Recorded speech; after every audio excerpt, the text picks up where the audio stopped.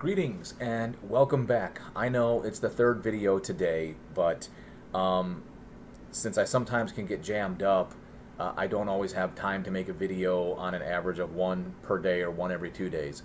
So for anybody who enjoys the content I put out and enjoys commenting, I want to put something out there. Plus, I like doing them shorter versus longer. I'm always filled with things to discuss. You know, there's any number of things that inundate me on a daily basis that I feel are worth commenting, because if I don't provide myself a space like this, then I may take advantage of a time and a space that's inappropriate. So for anybody else like that, maybe consider a video journal, or maybe even getting involved in this channel or making your own, so that you provide yourself an outlet so that you don't necessarily say or do things in an inappropriate space or an inappropriate place. That being said, the reason for this third video is, while I was waiting for my other videos to upload and process on YouTube, I was entertaining myself by watching other content. I watched Trevor Noah, and he was talking about Joe Rogan and then the whole racial controversy and whatnot. And then I watched another gentleman, I should have gotten his name, but he was talking about the Dear White People video. And then, of course, I was checking out Sydney Watson, and she was talking about intersectionality. And her video is almost a year old, and it had a lot to do with the Loudoun County thing with the dad who went to the school board meeting, and he was basically beat up and arrested by the cops because his daughter was sexually assaulted or raped by a boy claimed to be transgender, or what's the word I'm looking for? Non-binary, whatever the case may be. And it got me to thinking. Recently, my channel has not suffered, but my channel has recently achieved a little bit of popularity, and it may have everything to do with the labeling of my video, which was in no way, shape, or form meant to deceive anybody. But the one video in question is where I talk about Jensen Ackles and Joss Whedon, the media, the potential media bias, the distortion of facts and information, and I ended it with the question: Is it really what it is? I mean, are we getting the whole story? And there were two concepts I was fighting with, and I think in the short version of that video, I didn't get a chance to explain myself completely. And I've either been somewhat defending myself, or I've been attempting to cover a different side of the argument, or I've been responding to comments.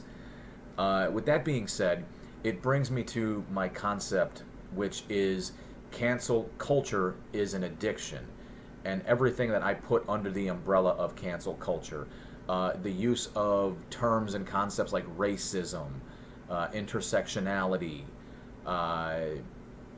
whether it's got anything to do with your immutable characteristics, your sexual preference, your gender identity, Nazism, fascism, all of these things, where it's created this concept known as cancel culture, where a select group of people, or the big tech and the media, get to determine what is acceptable and what is not acceptable, and what it is it's a drug. And give me a moment to explain myself. So my philosophy is that the cancel culture concept is a drug, and it's a drug that is popular based on an addiction. You take some real circumstances and some real incidences, all right? And I'm just going to use a couple examples with no means or no intent to put excessive weight or value on one example over another. All right, I just want to be very clear about that. I'm just using an example. With the concept of hashtag Me Too. All right, I think this goes back to Brett Kavanaugh and then subsequently Harvey Weinstein. All right, Harvey Weinstein, for all intents and purposes, let's just say at face value, was everything he was made out to be, and received a verdict because of everything he was made out to be, and that created a sensation on that particular topic. Let's call it the Me Too topic. And because a select group of people got high off of that topic, there's value in that high, okay? Now, for anybody who understands anything, addiction is it's a powerful thing. You get addicted to something. That addiction creates a craving that, thus the term addiction, right? If you're addicted, you always need more. You need your next fix.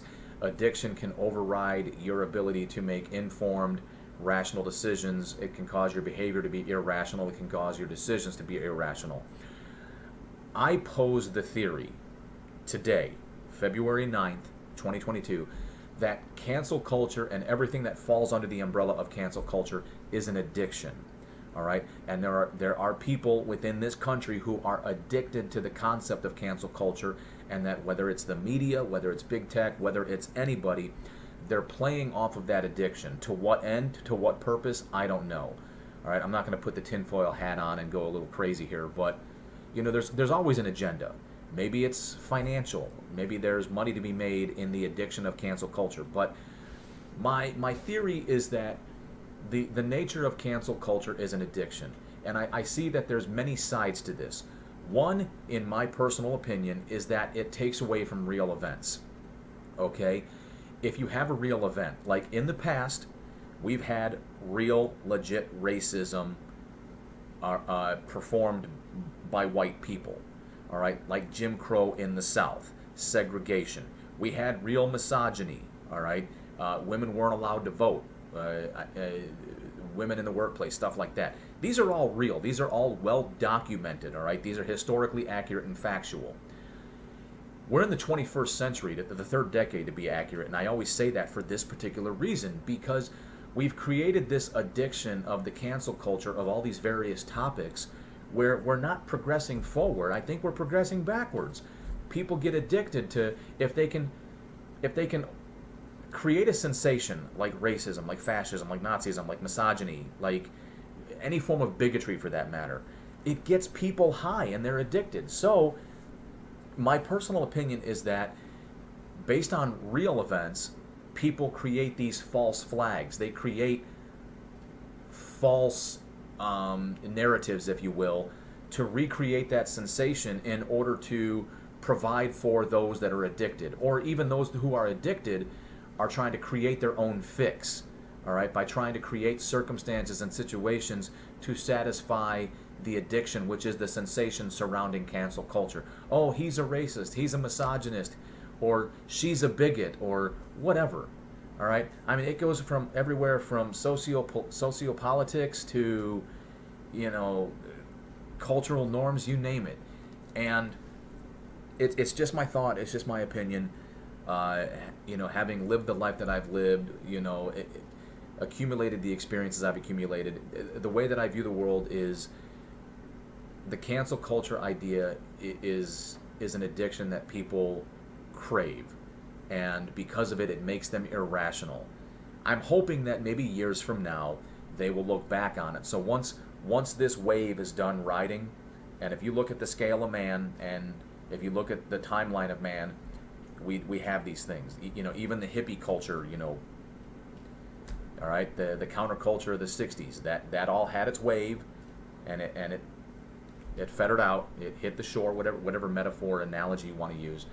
So this too will eventually pass, and I think those who are caught up in the addiction, if they ever can overcome the addiction, they may look back on it with a different set of eyes and be like, what the fuck? And they might just be like blown away at like how irrational some of their conduct and behavior was. Not to change subjects, but on a similar yet different note, I think two things can be true at the same time, which is another video I made.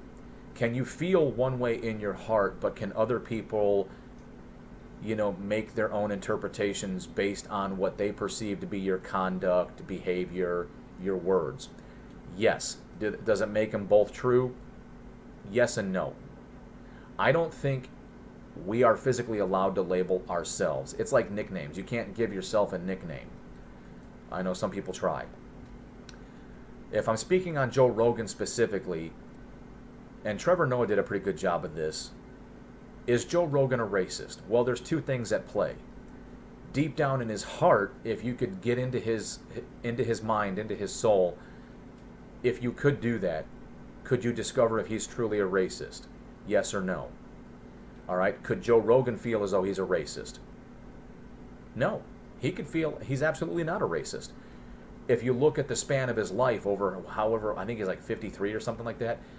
If you look at the span of his life, could there be things taken as racist? Absolutely. I'm sure that goes for everybody. I'm sure everybody has said or done something that can be misconstrued as racist. So the sum total of Joe Rogan's conduct and behavior, could that be considered racist? It's entirely up to the eye of the beholder. It's entirely up to the person receiving that information. In which case, if you're currently addicted to the cancel culture sensation, and if your drug of choice is the racism, drug, then you're going to find it everywhere you look. Other people call it confirmation bias. All right, I'm choosing to call it an addiction because it's the 21st century, the third decade. All right, we're not talking about the things we should be talking about. We're talking about racism and Nazism and whatnot. But I digress. So maybe, just maybe, a decade or so from now, some people will look back and be like, what the French toast? What was I thinking? What was I doing? What were we thinking? What were we doing? I will say this. Anybody, and I'm not here to belittle anybody who hasn't gone to college. That's not it at all. But anybody who has gone to college, if you chose to take Intro to Sociology, Intro to Psychology, and maybe a couple more classes on the subject, you know that based on the basic conflict theory, we as human beings are naturally predisposed to disagree with one another. We're naturally predisposed to form groups of like-minded people. And in some cases, if the disagreements reach a culminating point, violence is the outcome. That's why we have the Department of Defense, and we have the Army, the Navy, the Marine Corps, the Air Force, the Space Force, all right, and the Coast Guard. That's why we have the Department of Defense, in order to defend our ideals. So with that in mind, I'm very curious to know what you think. Do you agree? Do you disagree? How strongly do you agree? How strongly do you disagree? Are you somewhere in the middle? Do you think modern day cancel culture is a drug? Do you think that people, and large amounts of people, are addicted? Do you think big tech? Do you think the media is playing into our addictions? Do you think it even transcends into celebrity statuses, where now celebrities are equally addicted and or are equal participants, where they want to participate in satisfying other people's addictions? Let me know what you think. I'm curious to know. Obviously, it's my opinion, it's my thought, but I'm just curious. Does anybody agree? Does anybody disagree? And that's kind of the whole point of this channel. Who cares what the media tells us? Who cares what big tech tells us? What do we think? Are we willing to bridge the gaps and have these conversations? Are you addicted and don't even know? And I'll end on this. What about you, Dan? Have you ever been addicted, or are you still addicted? I don't know. Sometimes the addict has no idea. They can't see the forest through the trees. I think it's fair to accuse me of being addicted to content and or subjects that oppose others, if that makes any sense. So, to keep it rather simple, could I be accused of being addicted to the sensation of right-leaning content, more conservative-leaning content? Absolutely. Could I have been caught up in the sensation, and could I have been addicted to the sensation of getting angry by those who are addicted to the cancel culture, by those who want to celebrate certain topics that I'm utterly opposed to? Absolutely. I think it's entirely fair to accuse me of the exact same thing, that I have potentially, been guilty of being addicted to the sensation that certain content, can provide, where by viewing the content, by receiving the content, it creates a sensation in me where I'm like, I can't believe these people are, oh my God, that's ridiculous. So I think it does go both ways, absolutely. But I'd like to think I'm aware of it.